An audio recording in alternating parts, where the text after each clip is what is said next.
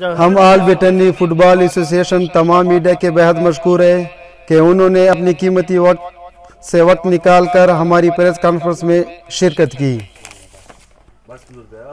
हम आल Brittany association ने मुत्तफिका तौर पर यह फैसला किया है कि कौमी मफाद को मद्देनजर रखते हुए हम फुटबॉल टूर्नामेंट को गैर मुअय्यना मुद्दत के लिए मुलतवी कर रहे हैं। जी रिजवान भाई दा तासी چې کوم ټورنمنت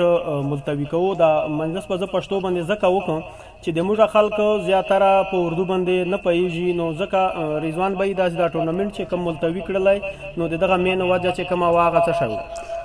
مهرباني دغه مین وجه دا ده چې په ډي خان چې کومه د یو برټني متاثرین درنه شوري ده هغه تر ټورنمنت نه مخکې موږ چې کوم صدر نبی ګل و ارسلا او داسې نورو ډیرو کسانو سره موږ په هغې باندې باقاعده میټینګ کړی و. هغو راته وویل چې تاسو په ټورنمنت او درنې په حوالې سره د هیڅ غر نشته،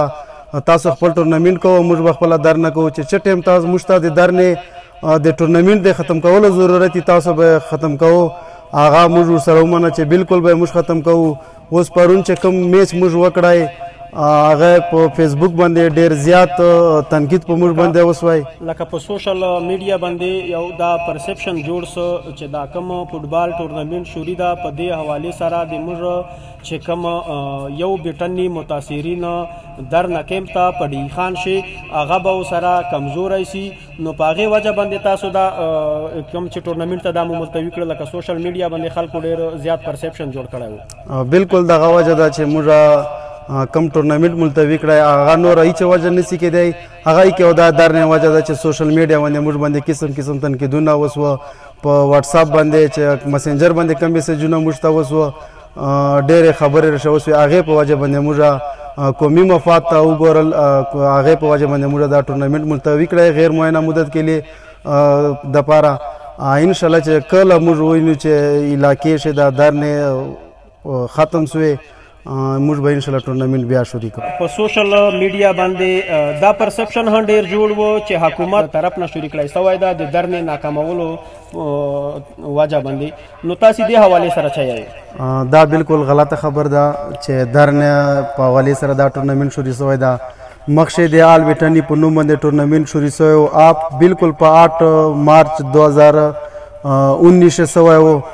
بیا یو پوره کال کېږي چې دغه په برابرۍ د سیټینګ شه موږ روان یو، دا د حکومت سره یا ادارو سره دغه هیڅ مناسبت نشته، تعلق یې نشته. تعلق یې نشته بالکل. او ادارو تاسې سره په دې شی چې کومه فنډینګ وغیره د هغه نه ده سره؟ نه فنډینګ سره کړی ده، نه سیکورټي راکوي، ورغلي یو تر ډي سي پورې، ډي پي او پورې، تر کرنلانو پورې تللي یو، موږ سره هیڅ قسم تعاون نه ده کړی. نو دې حوالې سره لکه د ټورنمنت خو اوس تاسې چې کوم را روان د دغه ټورنمنت تاریخ به وي نو هغه به بالکل صحیح ده او بیا تاسو میډیا باندې اعلان کوو، نو اوس به تاسې کوم دې نه مخکې به تاسې سټیپ چې تاسې به کومه فیصله کوو، آیا درنې به شرکت کوو نه به یې کوو؟ نو درنې حوالې سره به تاسې بیا څه فیصله وي؟ انشاءالله کامران بھائی موږ اول درنې شرکت کړی ده، باقاعده به په سوشل میډیا باندې مو کمپاین چلاولی ده، کم دلته د ځای و هغې چې ما شرکت په خپل کړی ده، ټول ملګري ورسره و، په احتجاج په شی تلی ورسره.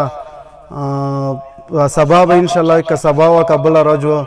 خپل ګاډی به د آل برټني فوټبال اسوسییشن طرفه به ورځي، هغه درنې شي به شرکت کوي. نو دا کوم ګاډی به چې ورځي په دې شی به چې کوم د آل برټني فوټبال اسوسییشن کوم د کمیټۍ اراکین دي نو هغه به ټول په دې باندې متفق دي چې هغې کې تاسو شرکت وکړو؟ بالکل کامران بھائی هغې باندې ټول کوم اراکین دي هغه متفق دي په دې خبرې باندې